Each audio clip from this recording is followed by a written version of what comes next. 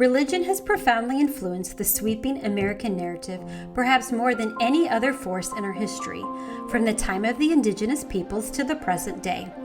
The National Museum of American Religion tells the surprising and compelling story of what religion has done to America and what America has done to religion, including the establishment of the revolutionary and indispensable idea of religious freedom as the governing principle in the U.S., inviting all to explore the role of religion in shaping the social, political, economic, and cultural lives of Americans, and thus America itself.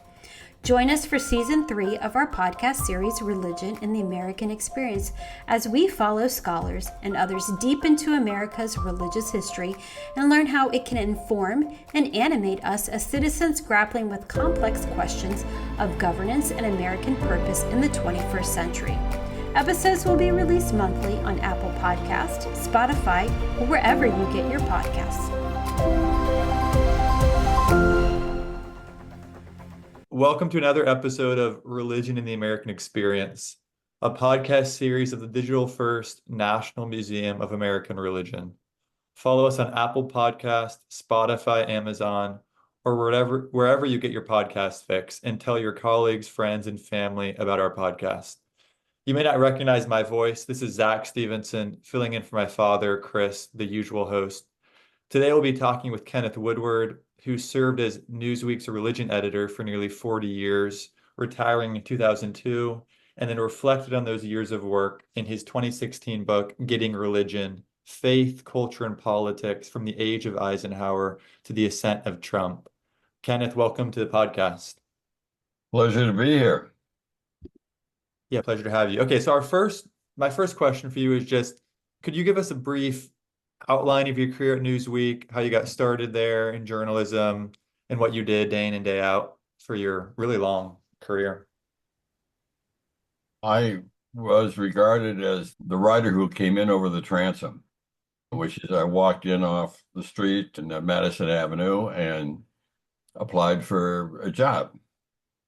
And they looked at my resume and they noted three, really. They noted that I had been writing for a weekly newspaper out in Omaha, Nebraska, and the stories I were writing, it was once a week, was their special. And it was like putting together a cover story for Newsweek. It was weekly, you did all the reporting, except I did all the reporting and I did the writing of it. So in one sense, I was already doing news magazine journalism. The second thing they noticed, and probably the first thing they noticed, is that I was Catholic. And not only was I Catholic, but I graduated from Notre Dame. So I was a Notre Dame Catholic. And these East Coasters at least know where Notre Dame is. They're not sure where Indiana is, but they know where Notre Dame is. And it just so happened that they needed somebody to write about religion, because they were getting their butts beaten by Time magazine, which had 3 people or 4 people over in Rome. We had 1.5, and they had a larger staff. And it's interesting that the religion editor of Time magazine also graduated from Notre Dame. And he was also his most influential professor, a professor of English, John Frank O'Malley, was also my mentor at Notre Dame. So we were very much alike. I actually knew who he was. With that, they gave me a tryout. And after living high on the hog at the Waldorf Astoria for about 8 weeks, they hired me. So that's the way it works. It's not the way it normally works. In those days, if you worked on the Harvard Crimson or the Yale Daily News, then you went down to New York to work for Henry Luce at Time magazine or its offshoot, Newsweek. I had been a reader of Time magazine. I had never read Newsweek. So that's how I got there. So you were hired as a religion reporter initially? No, I was hired as the religion editor. Okay, as the editor. Time offered me a job. They would have sent me to the Chicago bureau. It's a totally different world. You're sitting out here where I am in Chicago, and you're covering the Midwest. and you're sending in files, long ones.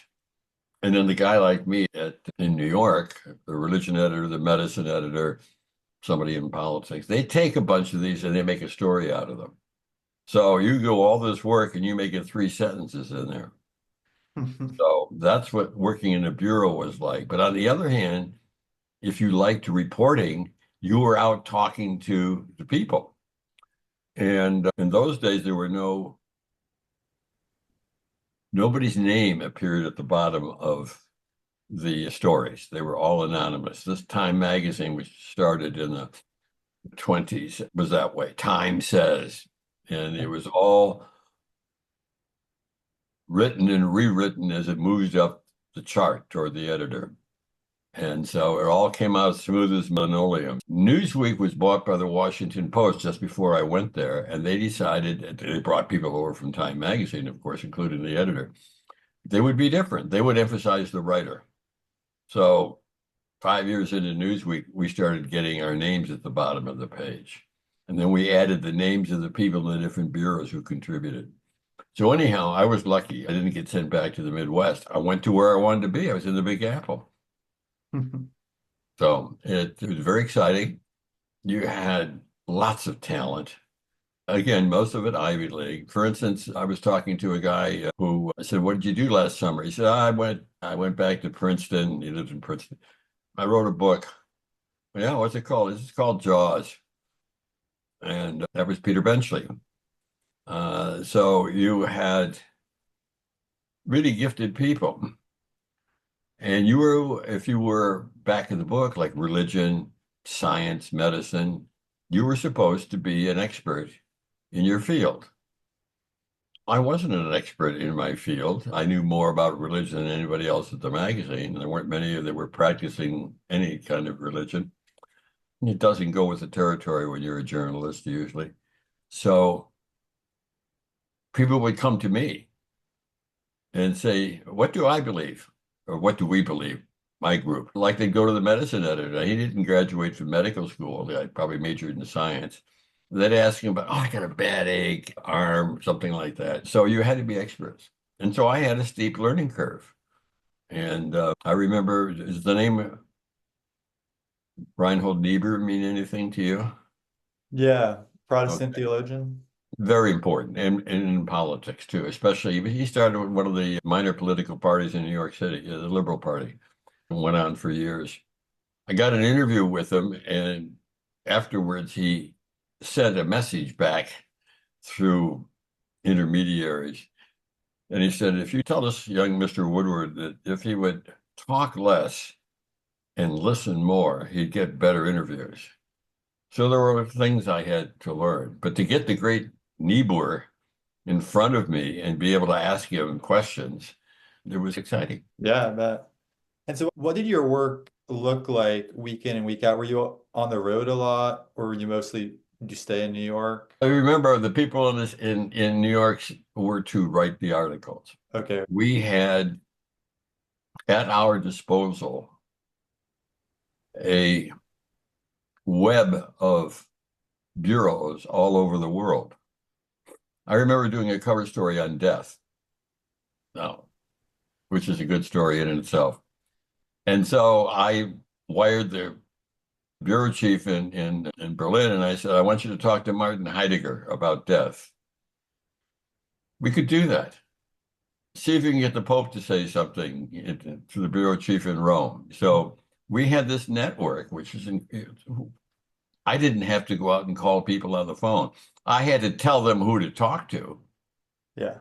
Because not that many people knew that much about religion. And then I had to learn about all the traditions that were not mine. It took me a while to realize that when a Baptist talks about church, he means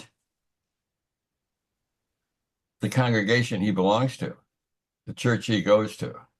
When a Catholic talks about the church, he's talking about a worldwide organization. And this took me a while. There were other religion editors at the time, and one of them was was he Dutch Reformed? And we'd be talking about the church, and and I'd stop and say, wait a minute, we really have in mind different organizations. So I got more than 100 publications coming into Newsweek, 100. And I'd get the Badger Lutheran. I would get the Hawkeye Methodist. That would be Iowa Methodists. I'd get the Baptist Standard from Texas. And I would just look through them to see how they talked and see how they talked about themselves and understood themselves. And but in those days, I just came in at the end of Vatican Council II, Zach, literally at the end. I started in 64, and I think it ended in the fall of 64 or something like that. The editors at that time, none of whom were Catholic, wanted stories about Catholics, number one. Number two, they wanted stories about Catholics. Number three, they wanted stories about Catholics. Four, they wanted stories about Protestants, and five, maybe Jews. So much was happening in Rome. So many things were changing and presumably I understood all of that. So I worked closely with the bureau chiefs, and eventually I ended up going to Rome a lot. I suddenly realized how much money the magazine had, and they could send me over. So I wrote a book over there called Making Saints, probably my favorite book in a way, translated in about 9 languages. Went in to learn, walked into a department of the Vatican nobody ever bothered with, the people in charge of the whole saint recognition process, and said, how do you do this? And they couldn't believe I walked in there. And then when we would go to Rome and there'd be meetings after the council, there'd be journalists from all over the world. I knew the guys from Ireland really. That gave you an international perspective, which was quite helpful. Yeah, that's the way it was in the 1960s. And I came there, as I said, in 64. Gotcha. Fascinating. Yeah, I think that the whole model of having just a web of bureaus you can tap into to help glean information for your stories is so cool. Zooming out, I guess, a little bit. So you were the Newsweek religion editor from the mid 60s through the early 2000s. Is that right? Yeah. So this is probably a hard question to answer, but what sort of transformations, changes did you witness in the American religious landscape during those 4 decades? As I said in my book, it was probably, religiously speaking, the most volatile period in American history.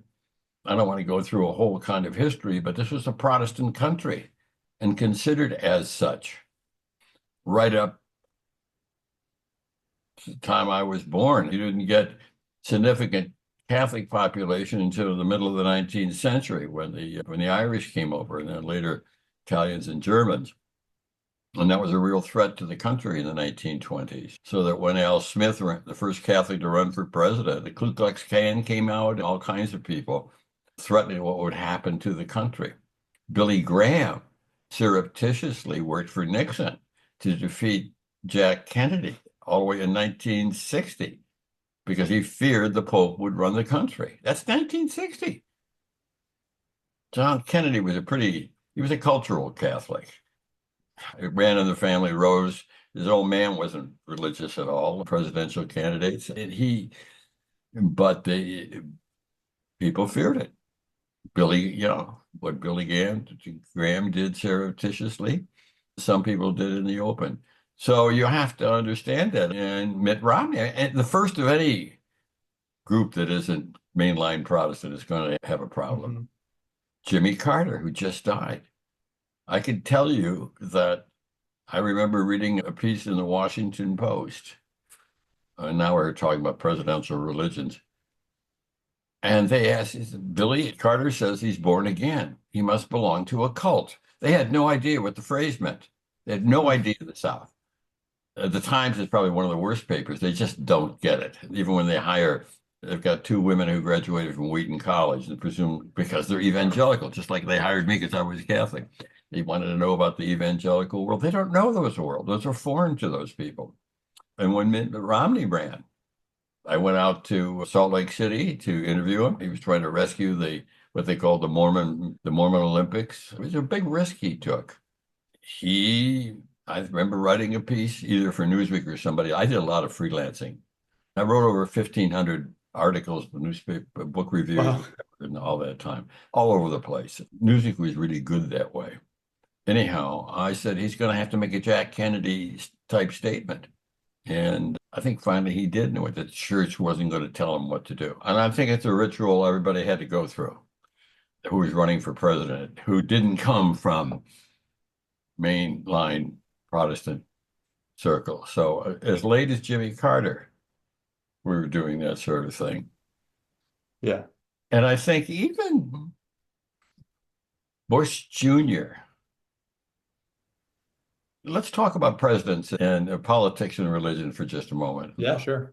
Because it's interesting. Bush, when you get, say, with like Clinton and Bush Jr., they joined the churches of their wives' choices. Clinton never saw a pew he couldn't sit in. He dug religion, especially black religion. He knew the hymns, all that stuff. And he used to carry his Bible to church every Sunday. And his mother, I think there was a divorce or something, and then he went along.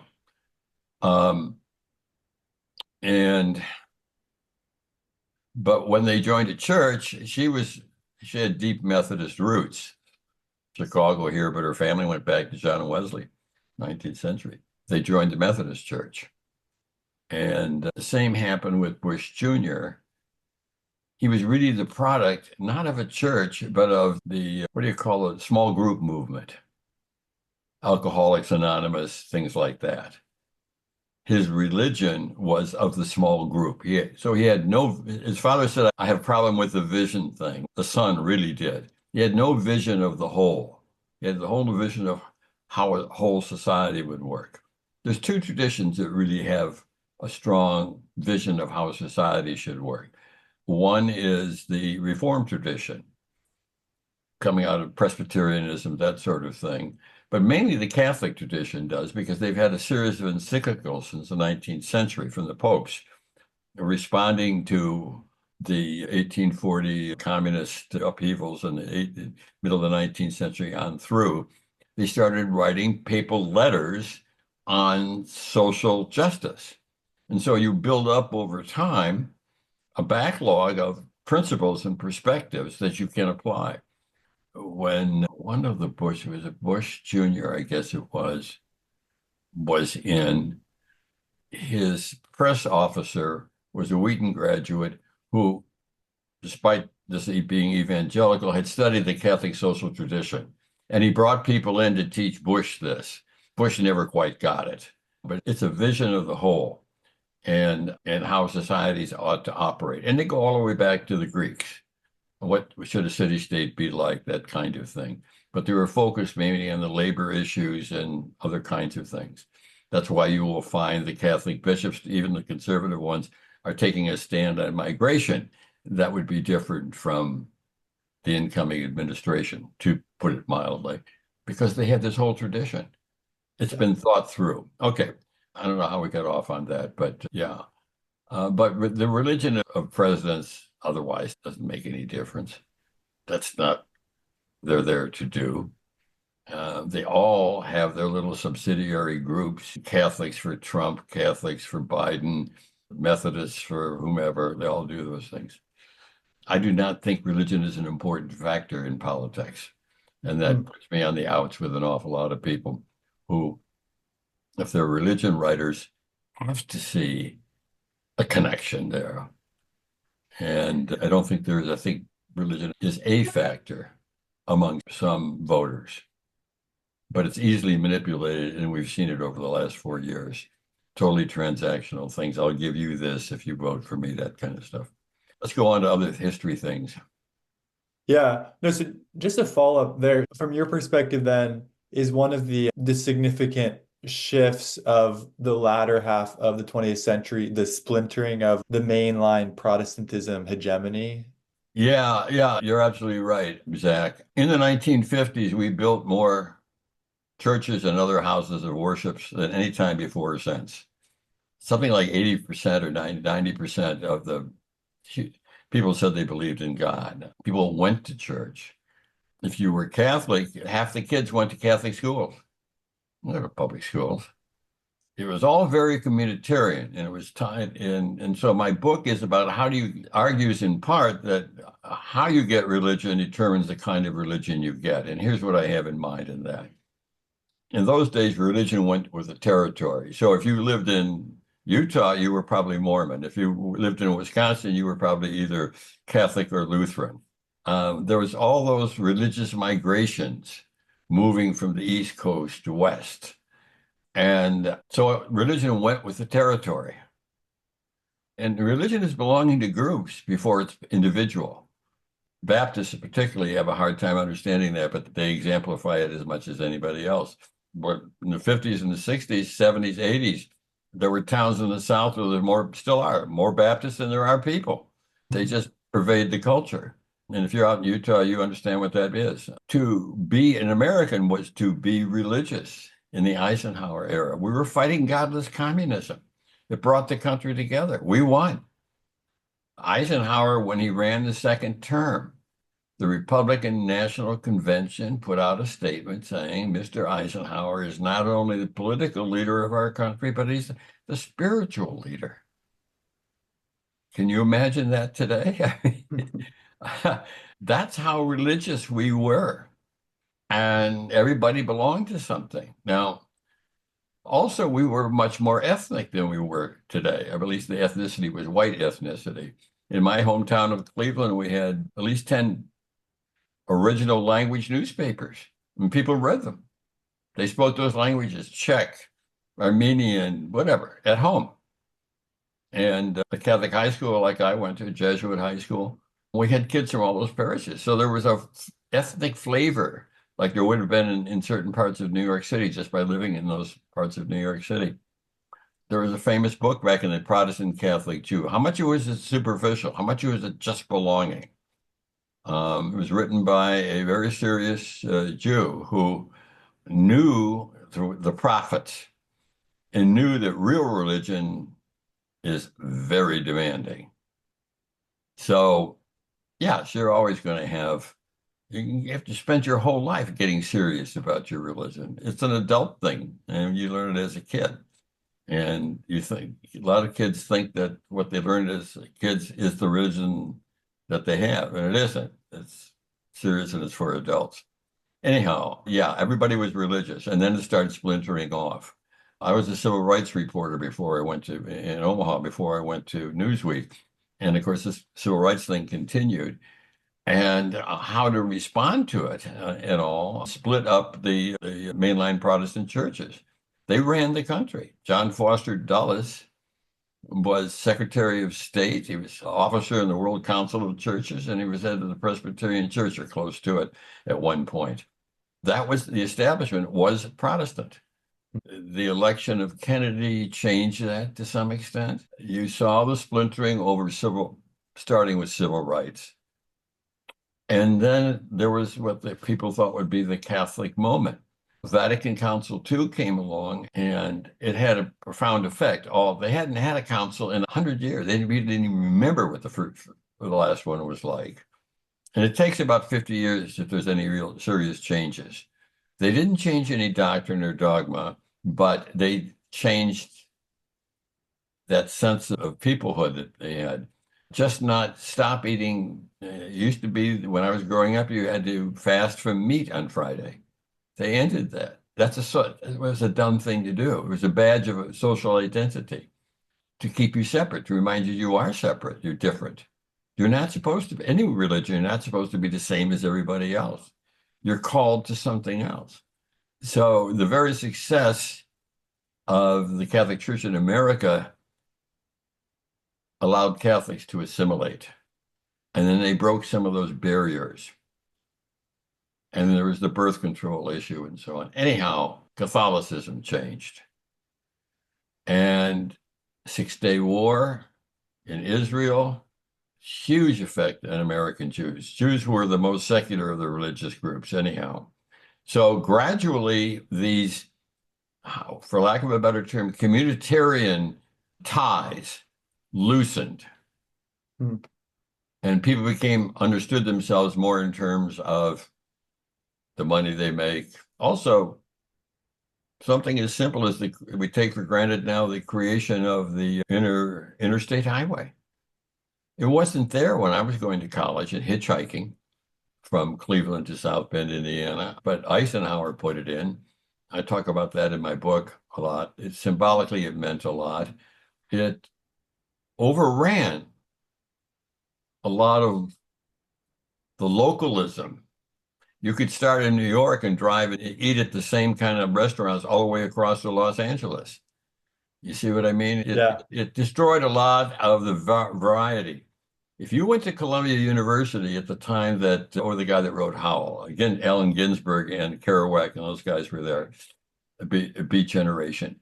If you came from the South, you came from a different part of the country or the West. You really were different. Even your voice sounded different. This is all getting smoothed out. Everywhere, things are pretty much the same. And so a lack of diversity, an increase and a lot of that happened. Other things happened too, as I described in the book. If you start with the 60s, it was politics, right? It was anti-war, all that kind of stuff. It very quickly gets into religion, but not the religion of your mother and father, or your grandmother and grandfather. The kids on campus, partly because of the drug culture, they wanted anything but their inherited religion. So they experimented with Eastern religions, Mesoamerican religions, and they were coming off drugs in many cases and trying to get spiritual highs. Had a profound effect. And then you have the rise of the social sciences, a certain kinds of them, as a way of explaining the world without religion. And I describe that in my book several times, alternatives to religion. And then in the middle of the 60s, or the middle of 70s, you had the rise of the cults. And if your kid was in a cult, it was scary. And why did the cults arise? They arose because of the decline of the family. They were Erzatz families, Dr. and Mrs. Moon, mother this, father that, and whatnot. And they set up shop, all of them did, outside the fancy universities. Princeton, Yale, and they all had outposts of these places.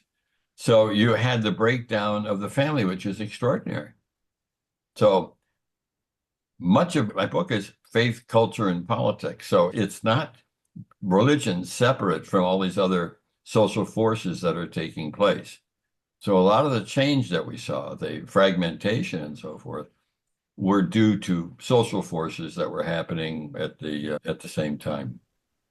Gotcha. I'm curious specifically about the moment in like the mid to late 70s, moving into the 80s, where you have the marriage of this evangelical assent with the Republican Party, like the moral majority. What was it like being a reporter during that time when I guess what I'm talking about is we touched on this a little bit already, the evangelical moment and then their entry into politics. Look, first of all, you have to understand what the Democrats did, because it's very relevant to today. I have an essay I'm just trying to complete. I don't know how to end it, but I've written it. It's really taken from the book. In the 1968, we had the Democratic Convention in Chicago, which I'm sure you've heard about, where you had all the protesting and the police were out there, and Mayor Daley was red in the face and directing the police and so forth. A guy named George McGovern, they created a committee and they changed the Democratic Party. And they basically showed the working class the door. And they had position papers. We're going to go after the affluent, college-educated, suburban, wealthy vote. We're going to create the Democratic Party, as it was put together as a coalition under FDR, disappeared in 1972. The people who were protesting outside the convention were now sitting on the inside, and Mayor Daley and the people that of his era were outside. So it's not that the Republicans gained fundamentalists in the South. It's that the Democrats changed. And the effect, they even showed the union people, except for the teachers union, who after all are educated people. But the industrial unions, they showed them the door. And they changed. And McGovern lost every state, including his own, except for Massachusetts and Washington, D.C. It's massive loss to Nixon. Watergate takes place. Ford comes in. They turn to a governor in the South. And Jimmy Carter was very shrewd. He let it be known in the South. The Democrats hadn't won the South in years. That he was born again. I'm one of you. And so those people who voted Republican voted for him. In the North, as I've already mentioned, they didn't know what it was. But he won because he could win the South. Two Catholics and a Jew, a triumvirate of three conservative political operatives whose names Richard Viguerie was one of them, looked at this and they said, these people in the South who are voting for Jimmy Carter should be voting for Republicans. These three guys created the moral majority, not Falwell. No, that's really important to know. And they ran because Falwell was a racist and a segregationist, and they were denying schools like his federal aid and stuff. And that was a big problem for him. And the fact that you couldn't have the 10 Commandments in a classroom anymore. In the South, the Protestant clergy had the run of the public schools. You didn't have to create a Protestant private school because the public schools were Protestant in many respects. But they had their own, and he was a fundamentalist. And he was your Faulkner, he was a Snopesian character. He was from the wrong side of the tracks. And his father was an alcoholic and whatnot. And he went out to a Podunk Bible school and got a degree and came back. And he was going to show the folk of Lynchburg who's who. But he was picked. He didn't create it. He was picked because he had a fleet of buses. He had a radio network. He had a television set up. He was the perfect guy for these people. And they politicized a large segment, which is what I think it was evangelical down south or fundamentalist. These people voted, but they never got involved in politics. That was of the devil. They didn't. They politicized that. And of course, they came in with cleats. They didn't have 100 years of social encyclicals to talk on. All they had was the Bible and what's going on here. And you can take the Bible and quote anything in it and then apply it to politics. And they were very successful. And you got the guy at Virginia Beach, PTL, the charismatic, was another part of it. And he ran for president. Oh, Pat Buchanan? Not Pat Buchanan, Pat. Come on, he's a preacher. He started a university and all that stuff. Not Bob Jones. Huh? Pat Robertson. Pat Robertson. Yeah. Okay. I tell stories about Pat Robertson, several of them in my book. So these people weren't political. And who are the evangelicals today that they didn't get talked about? They're basically independent, mostly Baptist and Pentecostal churches. So they have no checks and balances. They don't have a board of overseers of one kind or another. They don't have the church apparatus that the Mormons have or that the Catholics have or even the Episcopalians or the Presbyterians. They're not accountable to anybody. And they're easily swayed by politics. And they've had no experience governing. They got politicized. But you can't tell anymore. I've written several essays in various places about this, Washington Post, Washington Monthly, Commonweal, a bunch of them, about being very careful about attributing to religion a political significance. I think it's minor compared to other influences, period. And Political preachers don't like to hear that, but they've been politicized. It's not that it's the religion that is anything. I mean, yeah, that's what happened. The whole apparatus that was set up by Falwell, that got absorbed into the Republican Party, is basically what happened.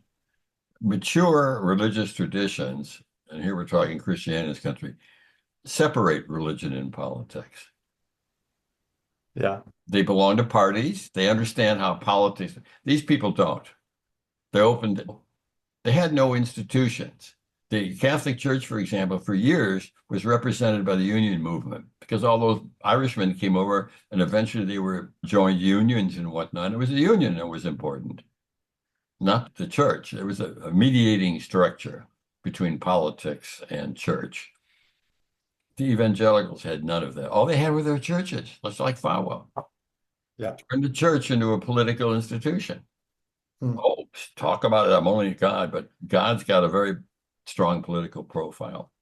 I'm very skeptical about things like white Christian nationalism, for example. I've been very critical of these are very loose constructs. And I think when you start pulling them apart, there's not much there. There's something there, but not on the scale that a lot of crazy academics think it is.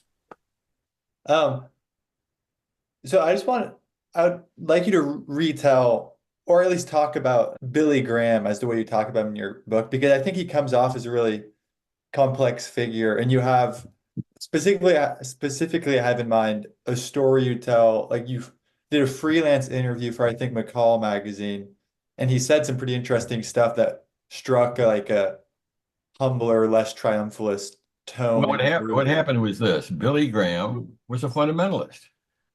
And he grew up that way. And he, for better or worse, and I would say more for worse, he was the creator of generalized Christianity. Just get yourself born again. And he had to appeal to everybody. He was baptized 3 different times, I think, so he could get preacher credentials to go. So he got over all the historic differences between a Calvinist and a Lutheran and all the intellectual traditions coming out of the Reformation. And he was a moth to the fire, and the fire being politics. And he was always attracted by politics. And America was God's country. There's no question about it. Eisenhower was his favorite president. And through Eisenhower, he became a friend of Nixon's. And then when the Nixon tapes were made, he was shocked by the profanity of Nixon. Not by what he did, but by the profanity. That's how far out of it he was, okay? So I have an interview with Billy Graham that I did for Newsweek on Honor America Day, where he was working hand in glove with the Nixon White House. And the thing to know about American Protestantism, I want to get this in, it's an oral religion. It is all mouth and ear. And none of the other senses are important. Eye, there's nothing to see. It's not the word made flesh, it's the flesh made words. Everything turns into preaching. Billy didn't go to church on Sunday a lot of times because he was out, he gave a church service every day. That's what his things were, all the same as a Baptist Sunday sermon. Anyhow, Billy couldn't believe that Nixon had deceived him, that he had misread him. He knew that when he walked into the men's clubhouse at the golf course, the locker room, that the guys were going to stop telling dirty jokes. He expected that kind of thing. And he was a genial fellow. You got along with a big smile. He had a real aura about him. Anyhow, he was disillusioned by Nixon. And he eventually said, I'm going to concentrate on Europe. And when I did that interview with him for McCall's, he had been 6 months away, and he had finally got an invitation to go to Russia, which was the devil's empire. He'd been anti-communist all his life. Anyhow, that was the setting. He got out of the country. I'm not going to have anything more to do with politics. He learned something, is what I'm saying. And one of the things he learned while he was over in one of his trips, he finally got to Eastern Europe and eventually to Russia, but he went to Poland, and he was to have tea with the Cardinal Archbishop of Krakow. And so 2 days before, he gets a note from the cardinal's office saying, I'm sorry, you must have realized, but the Pope died and the cardinal has to go to Rome to help elect a new Pope. Guess what? The cardinal from Krakow was elected Pope John Paul II. And so the Pope comes out he gets elected, the smoke goes up, he comes out and he says, Christ is the answer. So I was getting responses to the new Pope, and I called Billy up, and Billy said, he's an evangelist just like me. So that for a Southern fundamentalist to talk that way, when that Pope died after 25 years, all the heads of churches were invited around the world, were invited there, and Muslims and whatever. The only non-church group, Billy Graham Association, was invited. He went through a change, but combination of Nixon and seeing the outside world beyond Protestant fundamentalism was this. He learned, and what he said, I used to think, this is from McCall's, I used to think of all those little kids in China who did not have the gospel preached to them and the chance to declare themselves for Jesus and all that kind of thing, weren't going to be saved. But I've learned God does the saving. I do the preaching. Duh. Yes, of course. That's a big difference. And there was hell to pay from his fellow Baptists. That was the big change. And that was the big change in Billy. So that was the change in Billy. And that was the humbler person. He was humbler before God. It ain't on my shoulders. So I think that's important. Now, I have friends and especially one historian who's written a book on Billy, who probably admires him more than I did. I thought it was for most of us, naive in many ways. But I admired him because he never got in trouble. He always had to make sure that there was somebody in the car with him. If he was with a woman, he wouldn't be alone even in the car. He protected it. His wife is beautiful, by the way. She was more conservative theologically than he was. But the most important person that I met, the man that impressed me the most was twice my age, Abraham Joshua Heschel, was probably the greatest spiritual figure that I got to know. And he became a mentor to me, first in things Jewish and then just in general. And I tell some stories about him. He's the only person in my book I don't criticize, by the way. But he was deeply and profoundly religious. He was the little short guy with a long beard, the rabbi you always saw marching with Martin Luther King. Never once, and I was a civil rights reporter before I went to Newsweek. We never talked about that. We talked about religion, about spiritual stuff. I tell a story in there you might be interested in, but toward the end of his life, he was invited to give some lectures in Italy, and he came back from Rome, and he called me on the phone, and he was fit to be tied. I could hardly understand him. Roger, Ken, you've got to see what's happening over there. Do you know what's going on in Italy? I said, what? Rabbi, slow down. What is it? He says, they're selling their statues. Now, here's a man who comes, we're talking about Christian statues, saints and so forth. He comes from a strictly iconoclastic tradition. There shall be no graven images. That's what Judaism is about. No graven images. It's right up there in the scriptures early on. And he was worried about the spiritual condition of a tradition that does use images, namely statues. He was able to go that far outside himself to see deeply from the inside of another religion. It was really quite extraordinary. So he's the top of my list. John Paul II was the greatest internationally public figure of his times, bigger than the president, bigger than whoever was running Moscow and whatnot. He was a geopolitician of complete genius. And yet he would lay flat on the floor in the form of a cross and pray sometimes for an hour. He had deep spiritual life at the same time. He was an intellectual. I criticized him. He was the first socialist pope in his first encyclical. And then he became a little bit more tolerant of capitalism. Very interesting guy. If you run across people who talk about him as being conservative or liberal, I hate these phrases, conservative and liberal. Liberal about what? Conservative about what?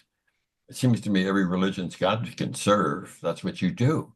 You conserve Yeah. and pass on. It's got to be Actually, right? Go ahead. I would have been like 4, 5, 6 years ago. I went to his museum by a Catholic university in DC. It's fascinating. The John Paul II Museum. Yeah. Yeah. I made it a point not to meet him so I wouldn't be influenced in any way. It's probably a dumb thing to do. Every pope has had his strengths and weaknesses. They're human beings. And they bring different gifts. The guy that just died, Benedict XVI, was a terrific theologian. His stuff on death, I read a lot about death because I'm not, because I'm the age I am. And it's beautiful. But he shouldn't have been running the church. He just wasn't, that wasn't his gift. He Yeah. got talked into it and he shouldn't have done it. I think you tell a really interesting story about interviewing Hillary Clinton and how she talked about her Methodism. Could you talk about that? Yeah, the background is this from Hillary Clinton from McGovern, whose father was a Methodist minister. He was raised in a Methodist manse, went to a Methodist college, studied for the Methodist ministry, and only went into politics later on. Okay. From that point through Hillary Clinton is what I call the Methodist moment. So that's the whole section on religion in the Republican Party or the Democratic Party. The Methodist moment in the Democratic Party. And if you don't understand American Methodism, you won't understand that whole period. And indeed, the whole progressive ethos, which owes an awful lot to Methodism. I'll leave that for your own reading sometime. But with that in the background, I had been trying to interview Bill Clinton. And the White House decided there was no profit in having somebody who actually knew something about religion interviewing him. So they would never give me Clinton, the president. And we kept trying. Suddenly we get the editor gets the message, oh, you can't have Bill, but we'll give you Hillary. And that was just as good because everybody was as intrigued with Hillary as they were. The Clinton Bill said you get two for the price of one.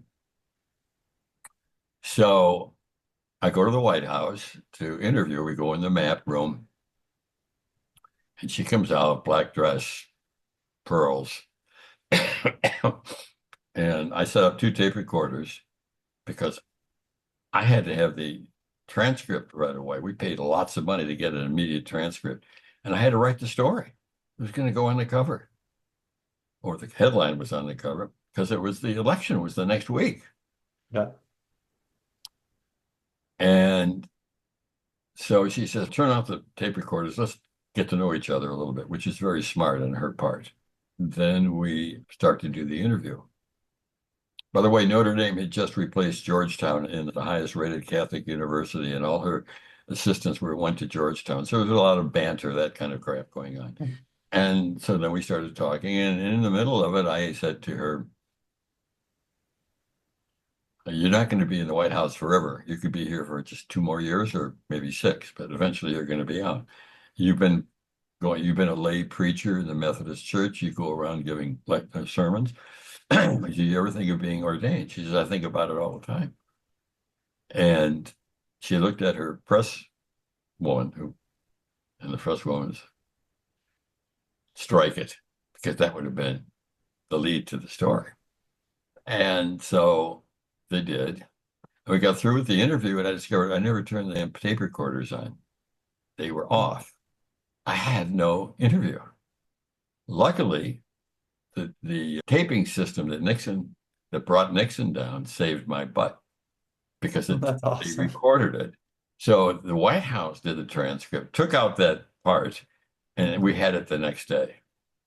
And so the key was that we interviewed her youth minister here in suburban Chicago, who she stayed in touch with all through the years. A very serious Methodist. And he said, with a smile, every religion has its jokes. I've seen the Mormon jokes on end. I've seen the Episcopal self-mocking jokes. The Methodists have theirs. And he said, we Methodists know what's good for you. And I said, that's it. That's Hillary. That's what's wrong with her. She knows what's good for everybody. And we don't like to be told what's good for us. And that's one big reason why she lost. Big reason why she lost. I'm convinced.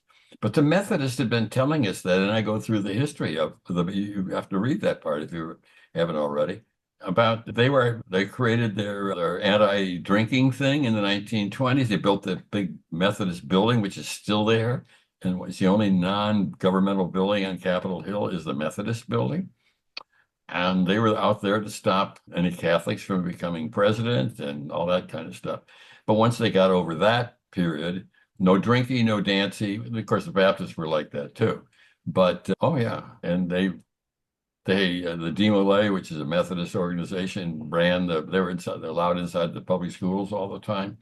Oh yeah, it's really interesting. We know what's good for it. Thanks for agreeing to do this podcast. It's been fascinating. I highly recommend your book. I read it a few months ago, and it's just a fascinating look at the latter half of the 20th century and early 21st century through the lens of religion as well as culture and politics.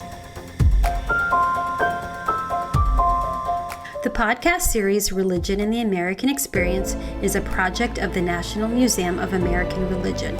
Episodes will be released monthly on Apple Podcast, Spotify, or wherever you get your podcasts.